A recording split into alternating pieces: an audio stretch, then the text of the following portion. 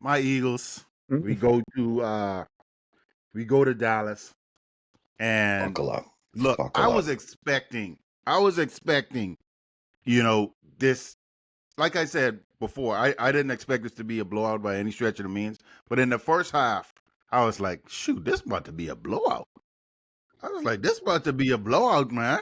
I'm like, yeah, we looking good. I mean, look, but you know, second half always tells the tale, right? And I don't know what's going on in Philadelphia, but it needs to be figured out like immediately. I'm surprised that Kevin Patullo has not been fired yet. Because this is getting to the point. This is week 13. We coming up on week 13, man.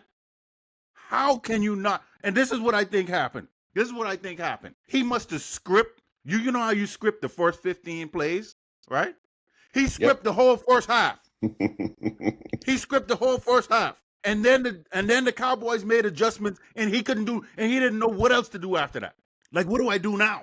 This is ridiculous. This is getting to the point right now where it's frustrating, and you cannot win like this. You can't win like this, man. You stressing the defense out. You already had guys going out on defense, and you stressing these dudes. How could you be up 21 points and you had 0 points in the second half? How does that even happen? You cannot allow the Dallas Cowboys, of all people, of all teams, to win this game. This was ridiculous. I think I was in the airport, right? And I was sitting down. We was grabbing a bite. First half, and boy, look here, man. I was like, there's a couple of Dallas fans over on the corner over there, and they was all distraught. And boy, I was like, yeah, I was rubbing it in. And boy, why did I do that? Why you do that? Why did I do that? Yeah, that wasn't wise. That wasn't wise. Because, Kevin Patullo is single-handedly ruining this team. I put him in the same category as Chip Kelly. Him and Chip Kelly, they about even. They about even. And you see what happened to Chip Kelly, the same thing need to happen to Kevin Patullo.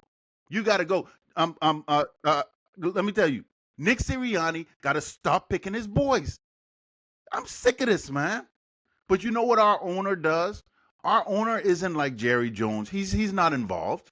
He's just gonna look and he's gonna see and they're gonna evaluate. He's gonna talk to Howie, and then at the end of the season, they're gonna say, Nick. And this happened in 2023. They're gonna say, Nick, you need to get this together or you're gone. And that's when Kellen Moore came in. You need to get somebody who know what they're doing.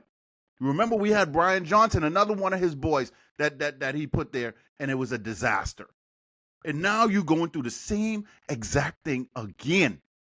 And reality sunk in for me on this game. Ain't nothing happening for the Eagles. Ain't nothing happening.